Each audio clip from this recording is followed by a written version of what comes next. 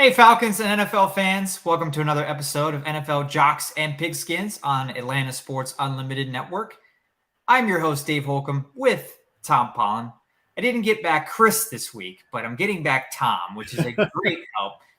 Glad that you're back on the show, Tom. Oh, it feels great to be back. After this last week of hell going through COVID, it is great to be back. Unfortunately, now my wife has COVID. So we haven't gotten rid of it completely yet. But hopefully, moving forward. Well, I would think, a lot of our listeners can relate to that, right? If they've had COVID, they probably gave it to their spouse, or maybe they got it from their spouse or roommate or whatever. So it's kind of hard to avoid that kind of situation. Yeah, it really is. Yep. So we're glad you're back. We have a full show today. We're going to talk Atlanta Falcons to begin, going for first place. As of right now, they're already in first place. They are, yes. First place Atlanta Falcons in the NFC South at 3-4. But this is still a matchup for first place against the Carolina Panthers, which doesn't seem right that they're 2-5 and could be in first place after the weekend. But that's the way it is right now in the NFC South. So a really pivotal matchup for the Falcons this weekend. And we have a few other storylines to get to, a lot going on around the NFL, as always. But Matt Ryan benched by the Indianapolis Colts. That'll be included in our Love Loathe segment. Tom Brady getting a divorce, and more importantly, on the football field, at least more important for us as football fans, that he's struggling really badly, and along with his team. So we're going to dive into, what's going on with the Tampa Bay Buccaneers, maybe a little bit of Aaron Rodgers as well. He had some, eyebrow-raising comments, I guess I'll say, this week about himself, his team, and his teammates. And then, of course, we'll have Tom's picks against the spread. Love having that back with Tom on the show again. Missed that last week. And we have some picks for you for prize picks as well, which reminds me that today's show is brought to you by Prize Picks. Download the app. Get started in your app store by searching Prize Picks. Download it. And when you sign up, use our promo code ASU. That gets you a 100% match on your first deposit up to $100. So you can double your money right away. And we're hoping Tom, I think, will have the better picks that will more likely be able to double your money again. But I have some picks that you can use if you're feeling more risky with your picks. You can use mine.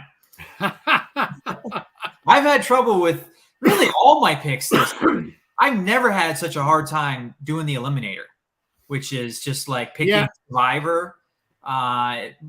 It's not Survivor in the sense of you're not out if you get one wrong. You just keep going, and it's whoever gets the most right. And you can't pick a team twice. I have a below 500 record, just picking one team to win every week. So you're just picking a lock. I'm below 500 this year. It's been rough. Yeah, it's not surprising. It's been the same thing trying to pick against the spread. You think you have a game nailed. You think based on what you've seen, what you've compiled as far as stats, that you're looking good. You got a pretty good handle on the game, and it just goes sideways on you. Just completely blows away your expectations, and you lose it, and it's rough to take. It's been a tough year for predictions in the NFL. My picks against the spread have not been what they have been in the past. It's just the way it's been this year. So it certainly makes for exciting action, that a lot of things that you weren't expecting to happen are happening. So it keeps you on the edge of your seat. And one of those things that most people did not expect to happen was the Atlanta Falcons being in first place at some point, after Halloween. And that would be reality if the Falcons are able to win this week at home against the Carolina Panthers. They would be just 4-4, still haven't been above 500 since 2017. That's still an obstacle this team has to overcome, but they would be in first place with a win this weekend. 500 is overrated. Come on. It's overrated. Where do you want to be? First place. So, we'll take that. I'm We'll take take the it for Falcons in sure. first place. For sure. You want to see them above 500. You want to see them at least not mentioned as an accident in a very bad division. Right. Which is kind of, if we want to look at it that way, we can look at it that way. But well,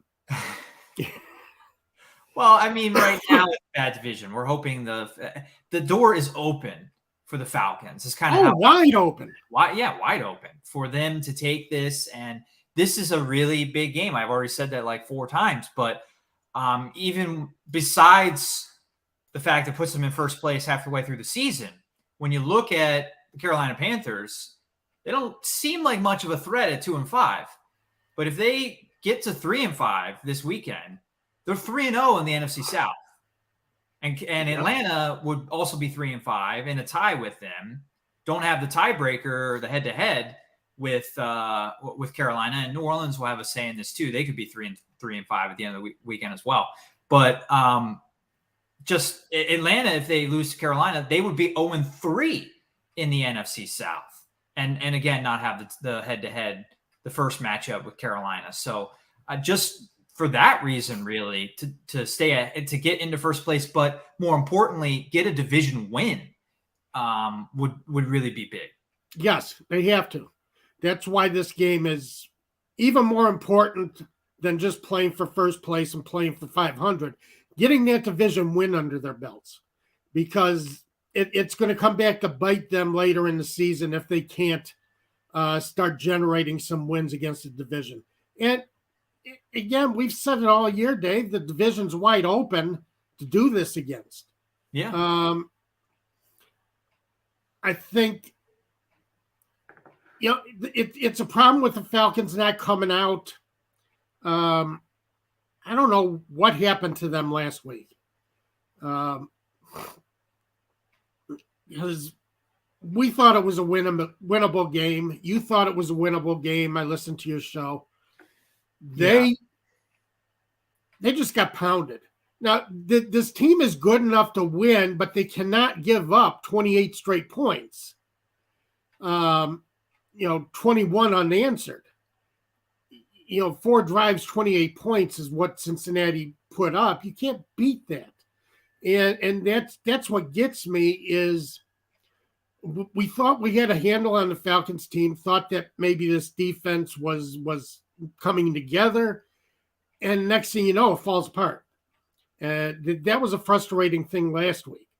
So they shouldn't have that problem this week. They should be able to dictate what they want to do as far as running the ball,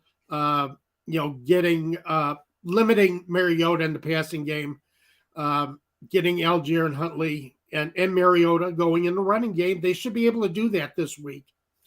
It's tough to do that when you're already down 21-0.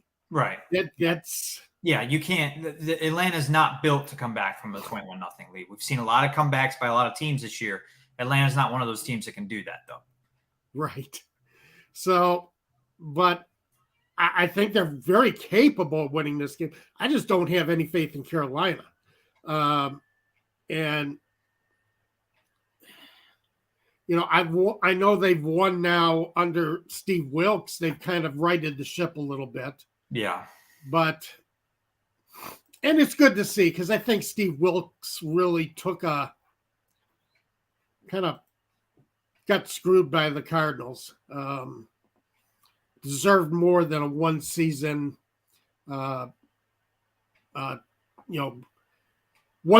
trial in Arizona, given Josh Rosen as his starting quarterback, and everything just fell apart. You can't blame him for that. So it's nice to see Wilkes get something going with Carolina, but you got to stop it now.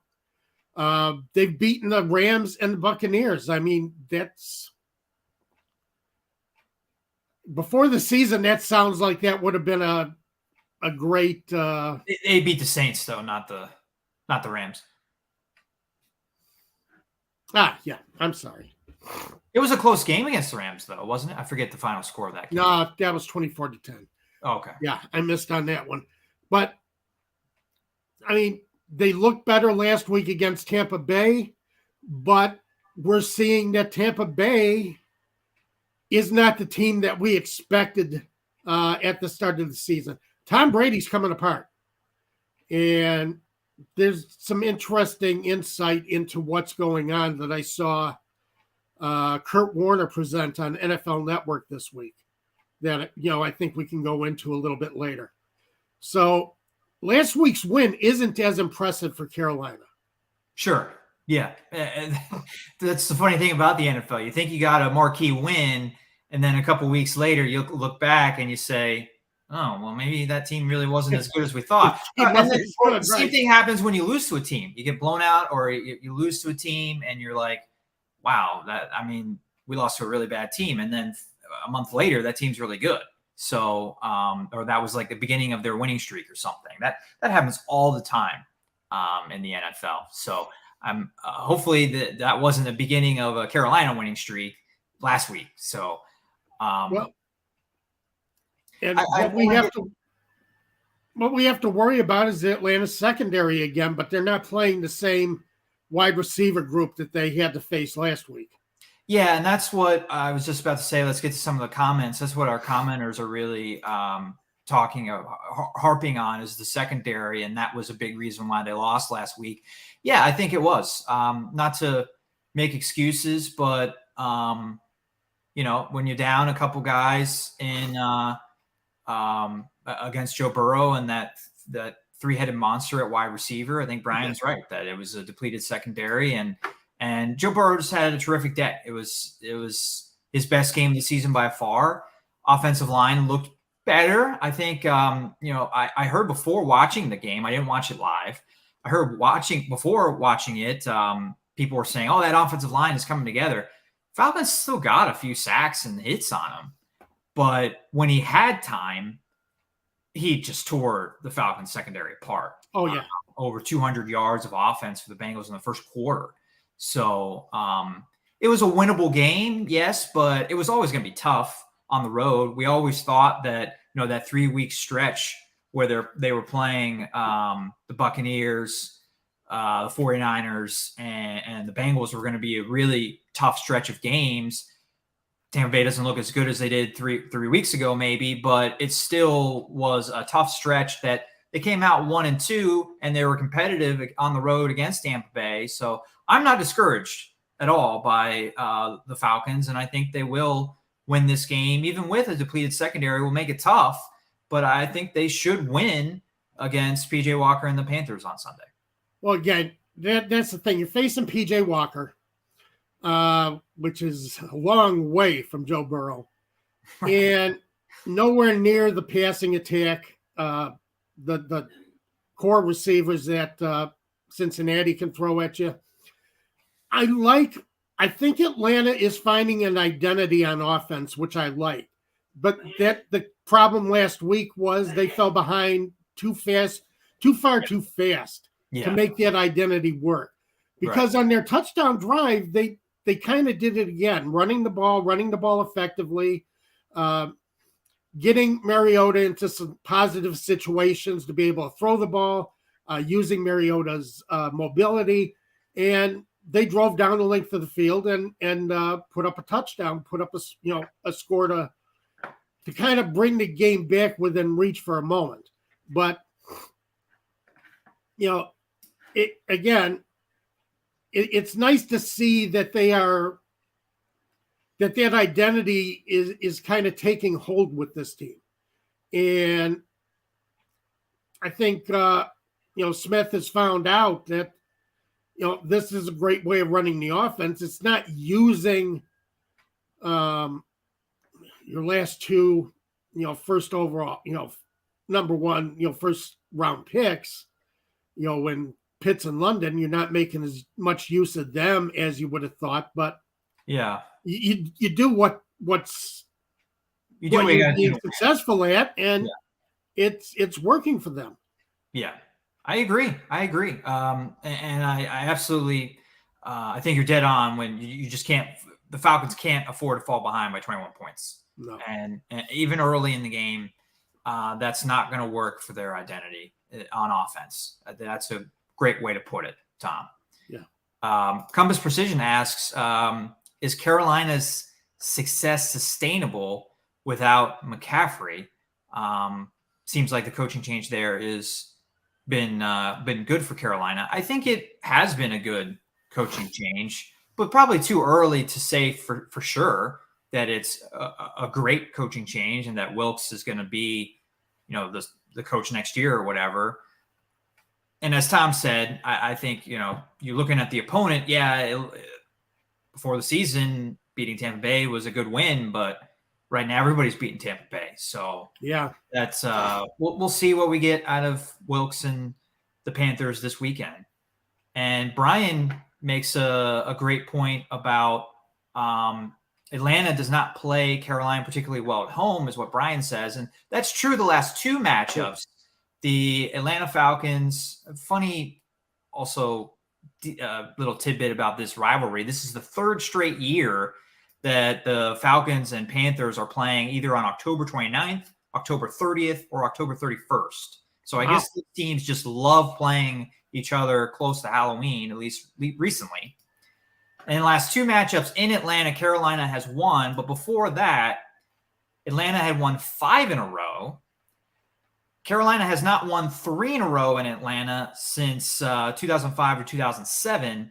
And Atlanta all time at home against Carolina is 19-8. So Brian is absolutely right that the last two matchups make you feel like, oh, Atlanta does not play well against Carolina. And in this series overall, the road team has won the last 4 matchups. But historically, if that means anything, 19-8 home record against Carolina, Atlanta Falcons. Yeah, I like that. That works for me. And yeah, it's been a rough last couple of years, but Falcons have been down the last couple of years too. We may not be looking at a Atlanta Falcons serious playoff contender or a serious going to make waves in the playoffs, but we are looking at a little bit better Atlanta Falcons team this year than we have the last couple of years too. Again, I think last year they were trying to find this identity. They were trying to figure out what they were. They still had Matt Ryan. They couldn't quite figure out, and it was two different philosophies. Matt Ryan does not do what Arthur Smith does. Right. What likes to do. So and Smith did great, winning 7 games, adapting to who he had at quarterback, even though Matt Ryan didn't fit really what he wanted to do. I don't think Mariota, I think he fits better, but Mariota doesn't have the passing ability that Smith wants to really run the offense that he wants to run. So now he's adapted to doing what he can to win with Mariota. I think it's been a great sign of coaching from Smith, and we'll really see what Smith can be and this offense can be. I mean, hopefully with Desmond Ridder, but when they do get a quarterback that does all the things that Smith wants. Yeah. Well, that's the problem is you've built this offense with 2 top pass receivers, your last 2 drafts. And I know Smith wants to start running Kyle Pitts down the seam. He wants to start getting Kyle Pitts into some lengthier patterns. And it's just not possible right now. There's not enough protection. Mariota doesn't have the time to look for those kind of seams. So there's got to be more from the offensive line from the Falcons. Run blocking, they've been doing very well, which again is why this works. They're not as effective pass blocking, but run blocking, they've been very well. That's why they've been able to move the ball so well on the ground. And it's a frustrating thing that I think Smith wants to do a lot more in the passing game. You're right, but he can't. And except for last week, I mean, Mariota hit a beautiful passing touchdown pass to Demir Byrd. That was one of the prettiest passes you'll see in a while. Yeah. So, I mean, Mariota's done it in flashes, but I think consistently it's probably best to limit his attempts, like against San Francisco. He only had 14 attempts. That's the recipe of success right now for the Atlanta Yes. Falcons, and they'll put that to the test again on Sunday, hoping to get back to that 500 mark, stay in first place in the NFC South, but maybe even more importantly, get that first division win, as we talked about this season. Yeah, let me look it up real quick.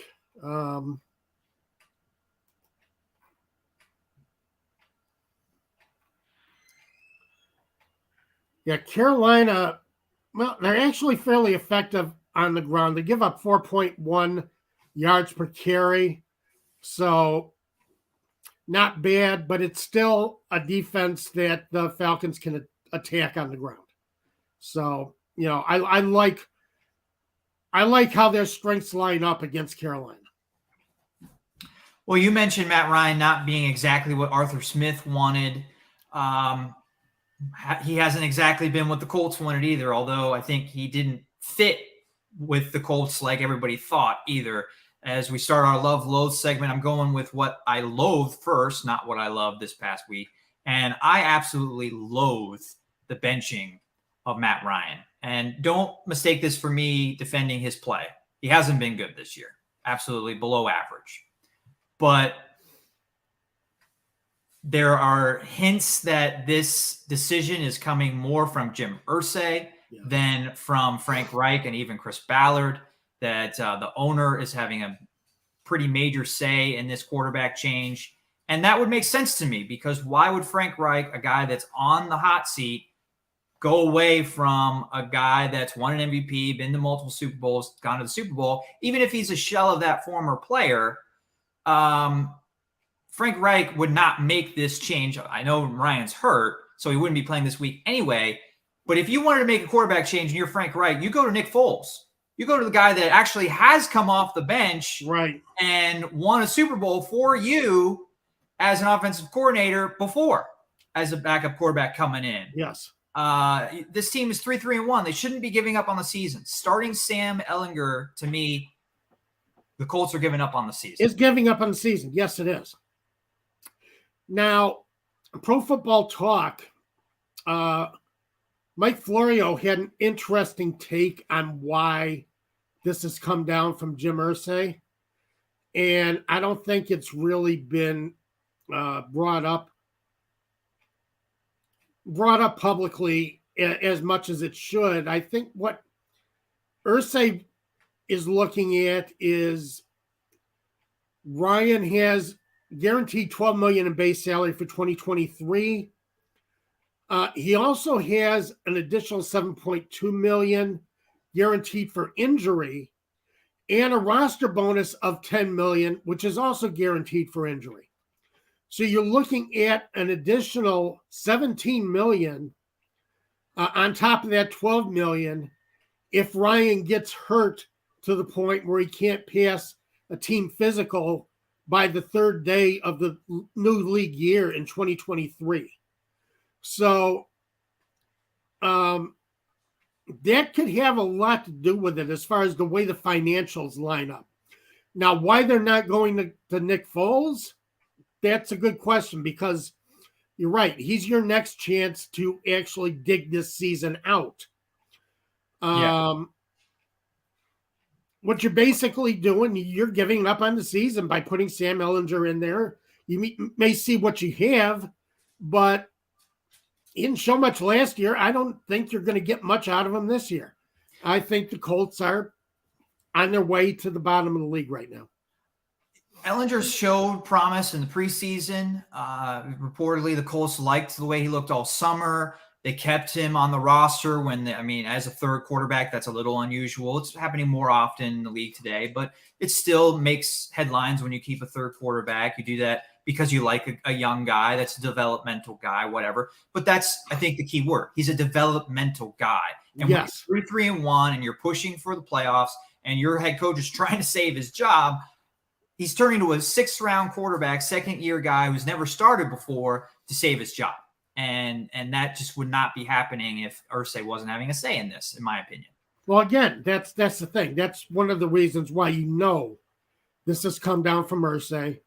And I don't think Frank Reich can save his job right now. I don't think so either. I think he's gone.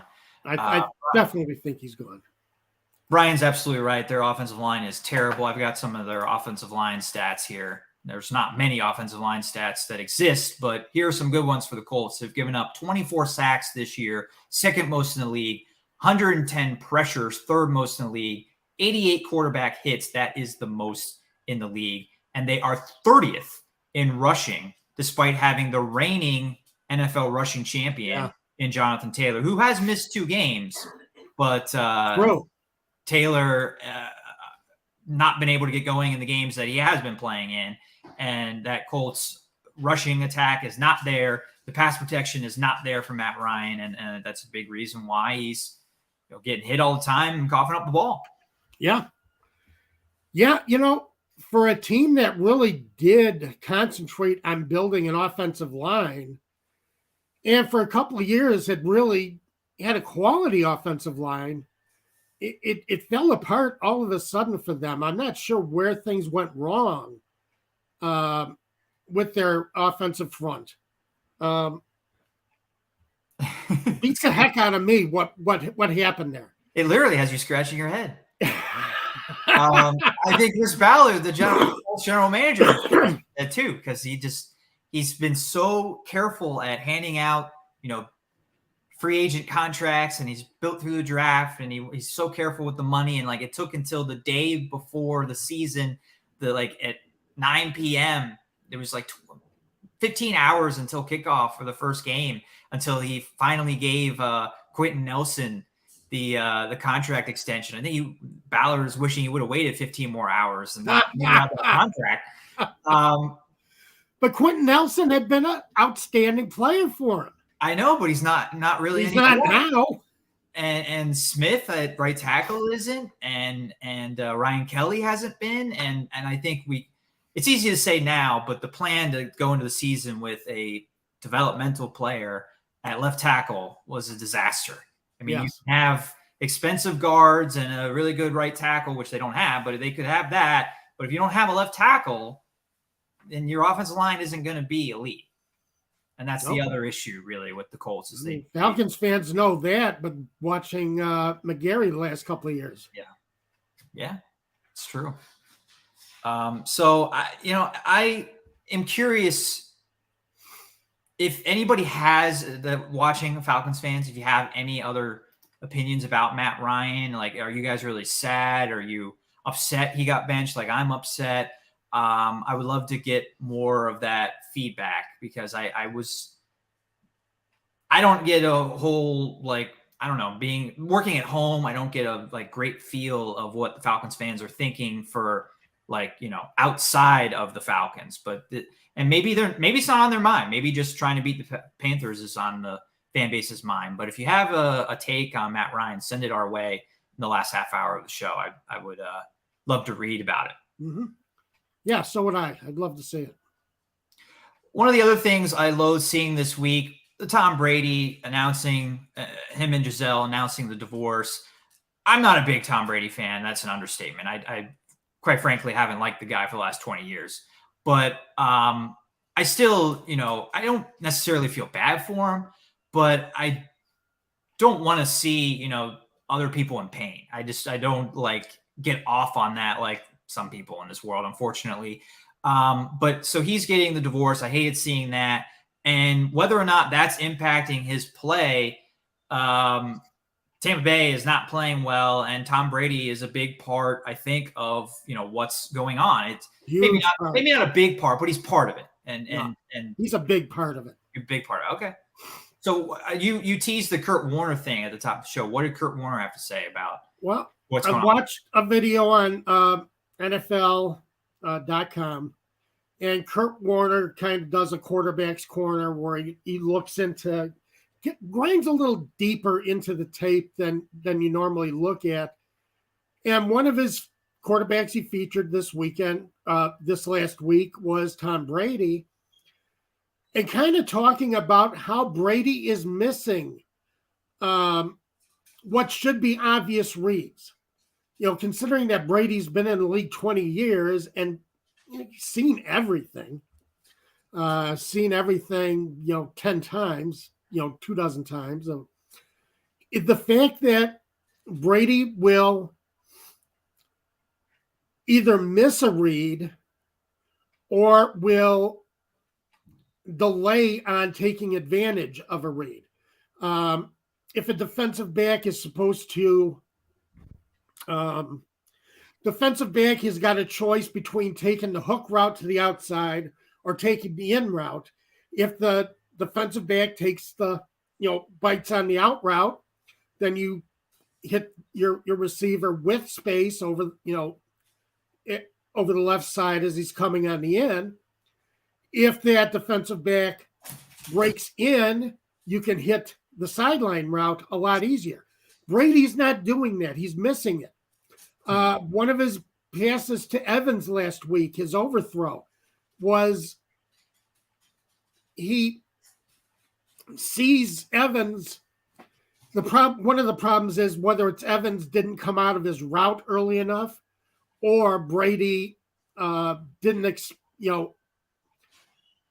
expect what Evans was going to do as far as, coming out of his route. He double pumps and then he missed Evans as he did come out of his route across the middle. He's missing reads. He's missing easy reads. He had four receivers on the right side available to him. And this is 2 weeks ago. This isn't a breakdown of the Ravens game. This is a breakdown of the Washington game. Or the Panthers game? Huh? The Panthers game? Panthers game. The Panthers game where he had four receivers kind of available to him. And his feet and his eyes were set up towards the left. There were no defenders to the left. There was nobody to look off. All right. It's a matter of getting the ball, picking out your target, and hitting that target. When he came back to the right, it was too late. All right. You had defensive coverage. He had recovered and made for a lot tougher throw, and Brady misses the throw. He can't hit an open receiver. Well, he can't hit a receiver who's fighting to get open. If his receiver's covered, he can't nail that little window where only my receiver can get the ball. The defender's going to have to misplay it, interfere, whatever. He's not able to do that, and that's where the problem is. He's missing his reads, and that's why his throws have been off. That's why his throws have been into the ground, off target, and it's a difficult thing to see. But Warner made a great breakdown of what he was doing, and I recommend everybody go to NFL.com, take a look at it. It's a short video. Take a look and see how Warner breaks it down. Brady he's off. So my question going forward, is it a chemistry thing that, he's had receivers in and out of the lineup a lot as they get more reps? Is that going to fix him being off, or is he off because he's aged, or what's the ultimate takeaway? I think he's off because he's aged a little bit. He's slower to make these reads. And I've said this before. You get older, there's a certain point where the reaction time, the signal from your head to your arm to release the ball slows down imperceptibly. Might only be a split second, quarter second, half a second. But that's enough in the NFL to go from a well-thrown pass, a completion, to an incompletion. That's how fast defensive backs can make adjustments to the ball. I think part of it is his age. He's not getting that, C throw. It's more C, snap throw. It's that extra quarter second or so is not doing it for him. And because his receivers, he's worked with these receivers for a couple of years now. He's worked with Evans. He's worked with Godwin. This isn't a lack of chemistry. This isn't like Aaron Rodgers. Aaron Rodgers is more a lack of chemistry because sometimes he and his receivers just are not on the same page as far as what Rodgers expects them to do based on and what his receivers do in their routes. So with Aaron Rodgers, it's more of a miss of communications between him and receivers he's not used to working with. And which we go back to your bit last week, Dave, run the damn ball. Right. Aaron Jones isn't getting enough attempts. He's considering you're having so much trouble connecting and kind of communicating en route with your receivers, or your receivers kind of missing what you're seeing as they're going down the field, but you're still not taking advantage of one of your best offensive weapons in Aaron Jones. He finally got 2 opportunities in the passing game, scored 2 touchdowns last week against Washington. That was nice to see. But yeah, I still think they could run the ball more with Aaron Jones and maybe even less of AJ Dillon. To put a button on the Brady thing, though, then we'll talk more Aaron Rodgers. You're absolutely right that it's kind of jarring to see his lack of chemistry with Mike Evans, and that's not from a lack of reps. He's worked with Chris Godwin as well, although he's coming back from the injury. But I think Tampa Bay also was just counting on like adding Julio Jones and Russell Gage to a lesser extent, but also Kyle Rudolph. Those 2 of those 3 guys I just mentioned, older players that have been injury prone. Right. And that's why they've been in and out of the lineup, because they've been in and out of the lineup for the last couple of years. Yep. So why did Tampa Bay think that would be any different this year? And that also has, I think, hurt the team. They didn't add any young playmakers. They added these big names like Julio Jones, and everyone's like, oh my God, Julio Jones is working with Tom Brady. This is going to be great. Well, they're both at the end of their careers. But we've seen Julio Jones hasn't been able to play the last couple of years. Yeah, exactly. Yeah. Brian, interesting point here too, that this Brady has aged a lot, looks down, looks drawn at the podium is what Brian says. I think he's right. He looks very defeated in his post-game press conferences the last couple of weeks. Yeah. So, but that's probably better, at least for your team, than what Aaron Rodgers has been doing, at least this past week and the last couple of days. He had some choice words for his teammates. Here's a couple of them real quick. A lot of these coming on the Pat McAfee show, which he has he regularly makes appearances on the Pat McAfee show. And he said on the Pat McAfee show, I believe on October 25th, guys who are making too many mistakes shouldn't be playing. Got to start cutting reps. Maybe guys who aren't playing, give them a chance. We got to see. And he also said, we had so many mental errors and mistakes. It's not the kind of football we're used to playing over the years. There have been seasons where we average 4 or 5, 6, maybe 7 at the most kind of mental errors and missed assignments per week. This season, a lot more than that every single week. It's double digits every single week. My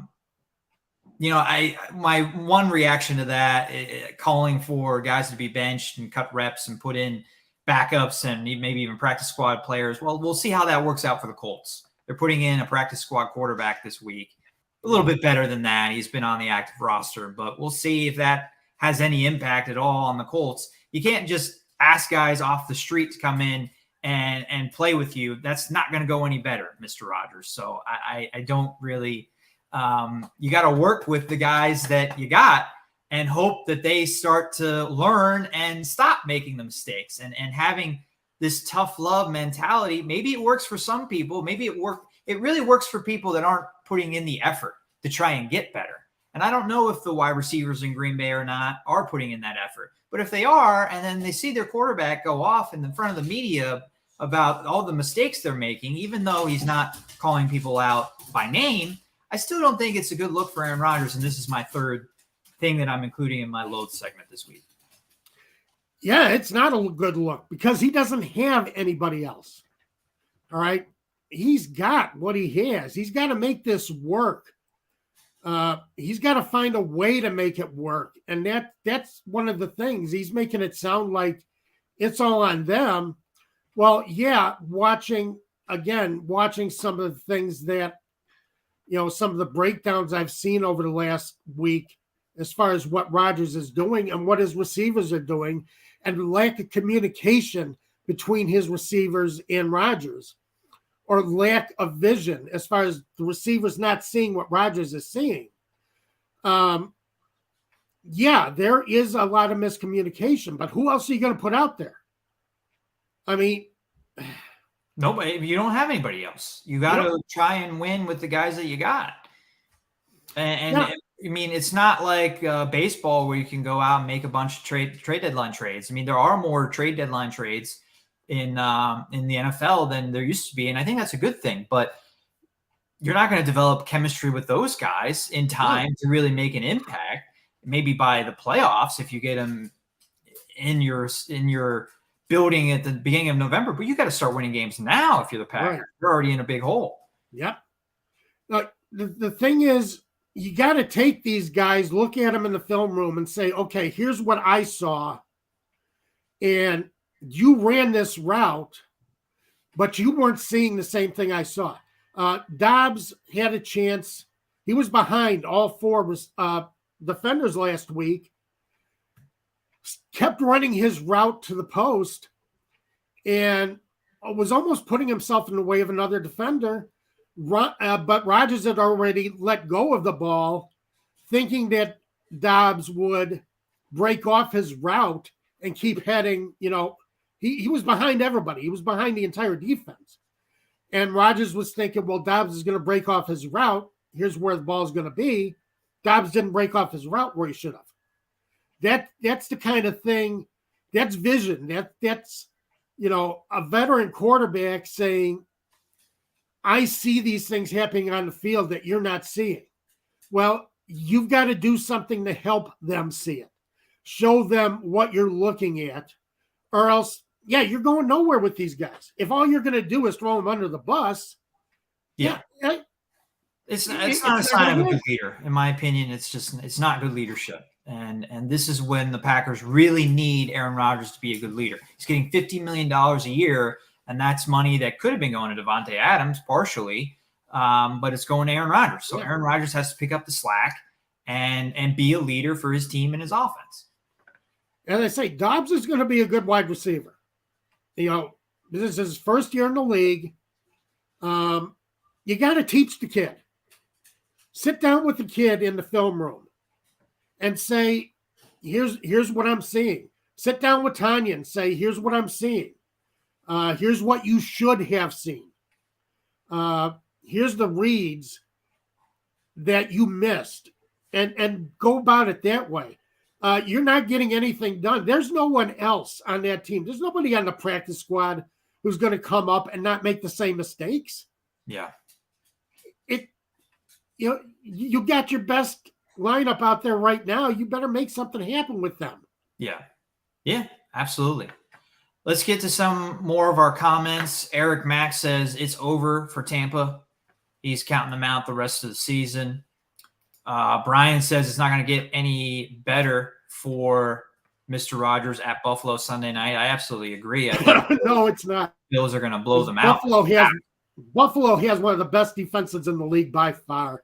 This is going to be a rough one. Wallace says, what's good, fellas? We need this win tomorrow so we can stay in first place in the division going forward. Absolutely right. We talked about the Falcons at the top, how big of a game this is for them. And Brian is our lone comment right now about Matt Ryan. It's sad, but it's over for Matt, is what Brian says about Matt Ryan. It really is. There's not much else that can be said. I think this is the last year for him. One thing that I loved, and then we'll get to your picks, Tom. It's actually not from this past week, but for tomorrow. I love seeing the London game on NFL Plus, and really, maybe they should make this a regular thing. Put the NFL, the 9:30 morning games on NFL Plus, or put something on NFL Plus that I want to watch.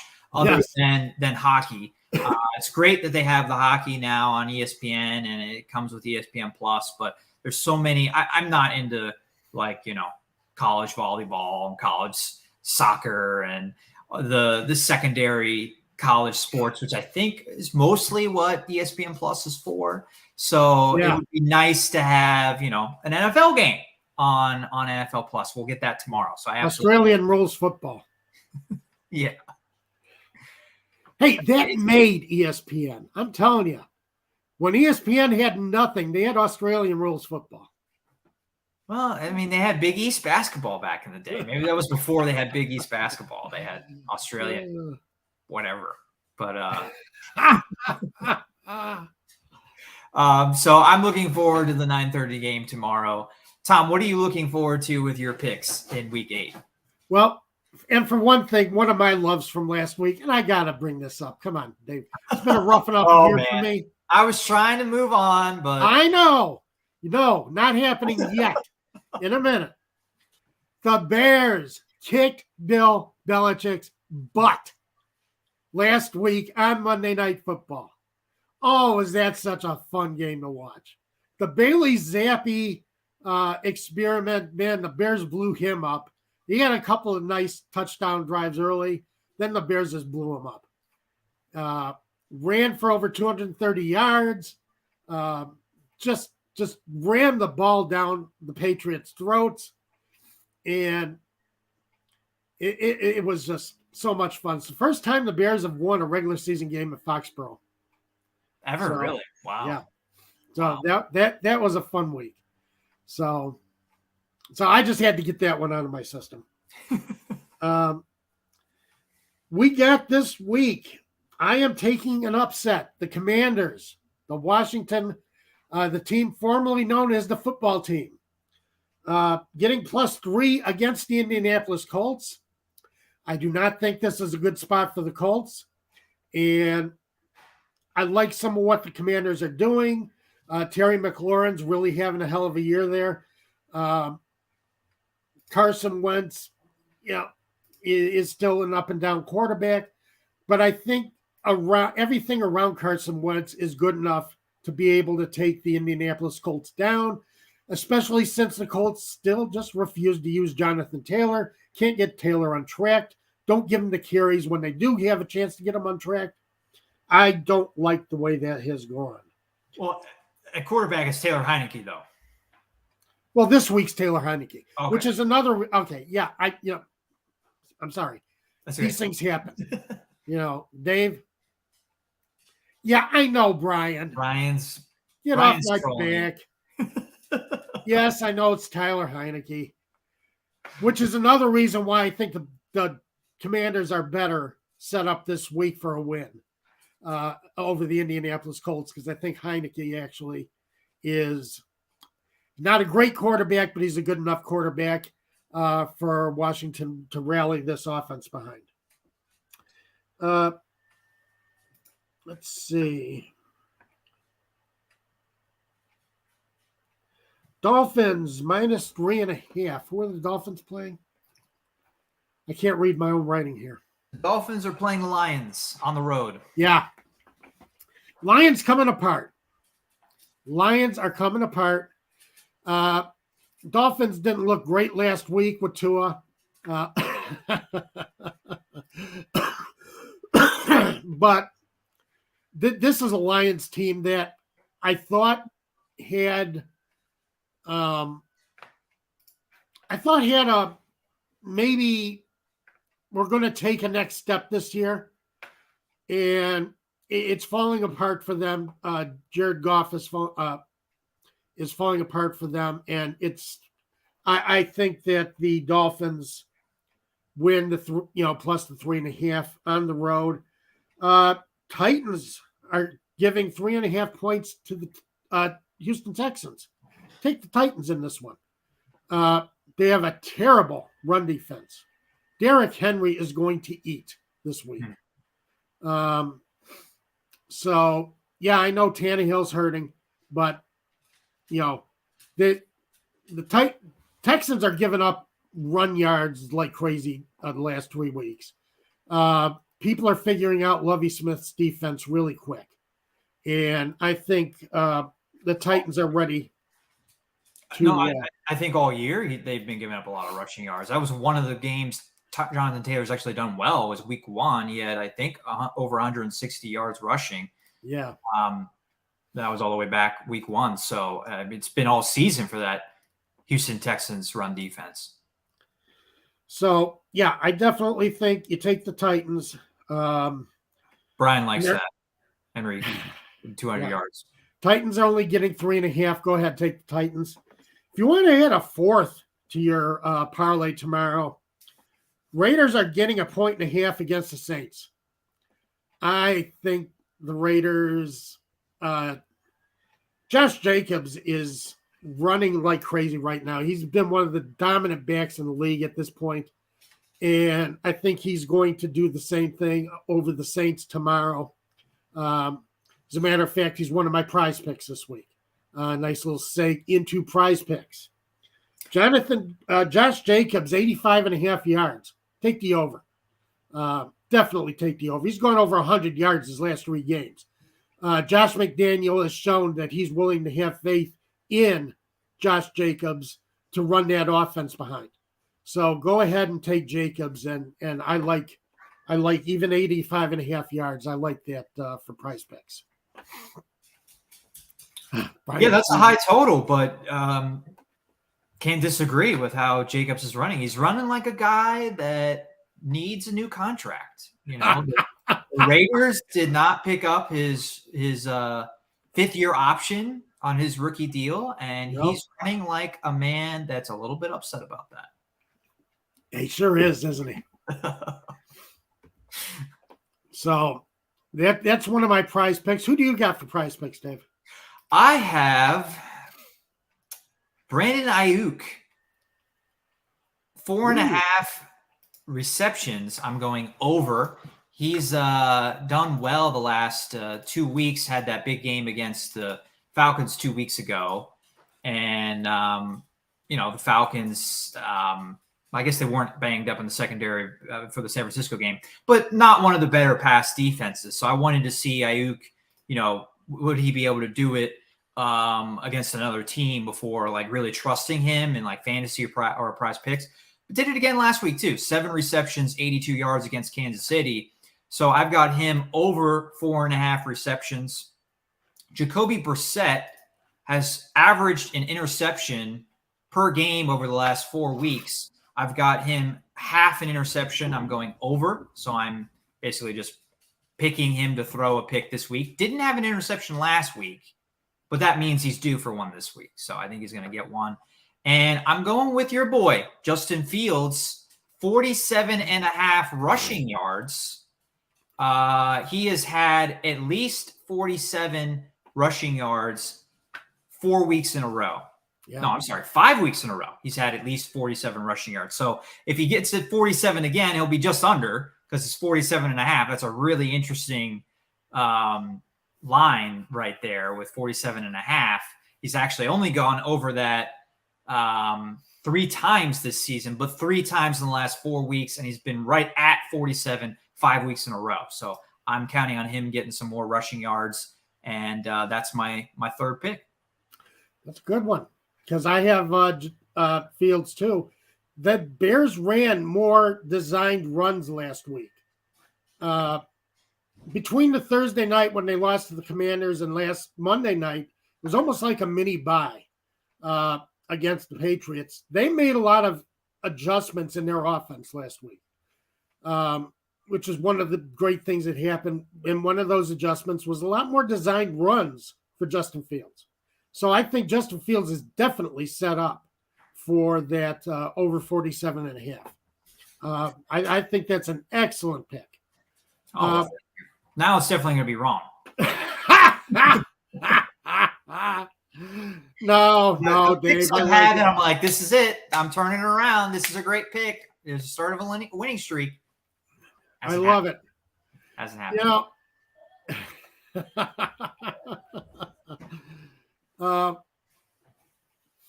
Do you have any talking about Jacoby Brissett, half an interception?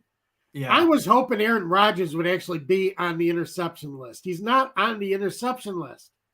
I know. Very disappointing because I would have taken him over half an interception because I think Rodgers is going to throw at least one pick this weekend against the Buffalo Bills.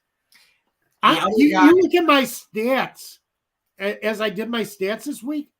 Buffalo Bills are incredible. This is a team that is just, and I'm not talking on offense. I'm talking defense.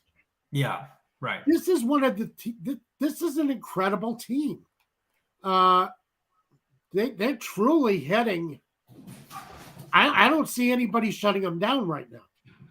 So, yeah, I really wanted to see Aaron Rodgers because I think he's throwing a pick this week. And he's going to frown and he's going to pout. He's going to be a little boy on the sidelines. So there's 6 quarterbacks available if you want to take multiple. I guess you could take multiple guys at throwing more than half an interception. Russell Wilson, Trevor Lawrence, Kyler Murray, Jacoby Brissett, Davis Mills, Derek Carr. Those are your choices for over under half an interception this week on Prize Picks.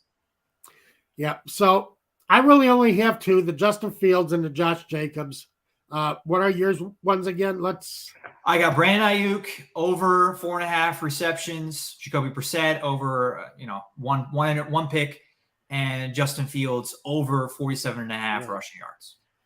And Brian did bring it up, and I was going to bring it up too. With Deebo Samuel out this week, Brandon Ayuk is going to get a lot more opportunities, and he just seems to be a guy that Garoppolo's having a lot more faith in anyway. Yeah. So, he does like him. He likes him as a target.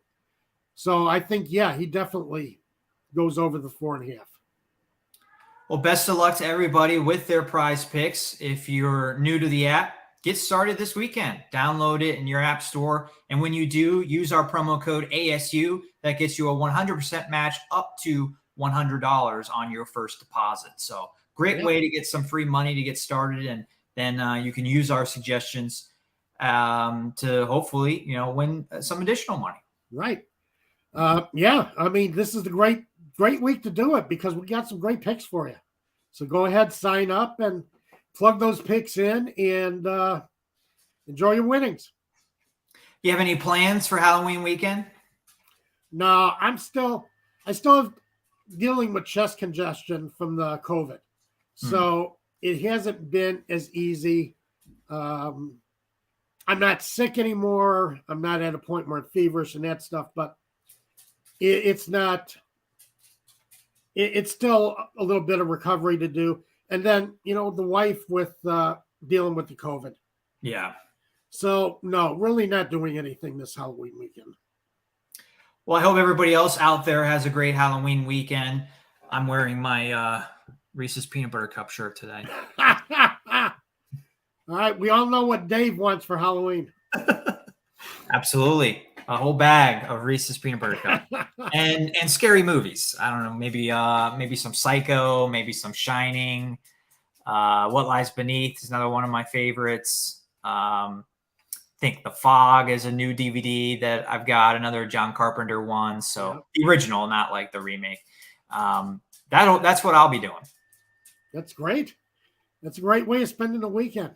So, of course, I usually go for the old Universal horror picture movies. The original, the Dracula with Bella. I watched Dracula a couple weeks ago. I really like Dracula. And Frankenstein with Boris. Yeah, that's a great movie. Actually, the first movie to actually have a sequel, and the sequel is better than the original. Bride of Frankenstein. Yeah, I agree with you. Bride of Frankenstein's really good. I saw The Wolfman for the first time yesterday. Did you? Yeah. Okay. And now I know I get the reference in The Sandlot when they're running through the beast is chasing down the Benny the Jet, and they go through the projector screen. That's right. That movie that's playing is The Wolfman. I never knew that. Yes, it is. Yes, it is. And Peacock has a lot of those old movies you're talking about. I don't know if you have Peacock. It's free with Xfinity. You can make a free account if you have Xfinity Internet.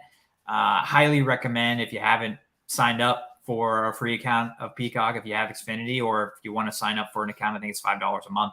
You get a lot of those old Halloween movies, which is well, not actually Halloween movies, but movies you can watch around Halloween. Right. Great horror movies. Yep. Right. Well, thank you for making us part of your Saturday morning. We hope you all have a great weekend. Yep. Everybody have a great week.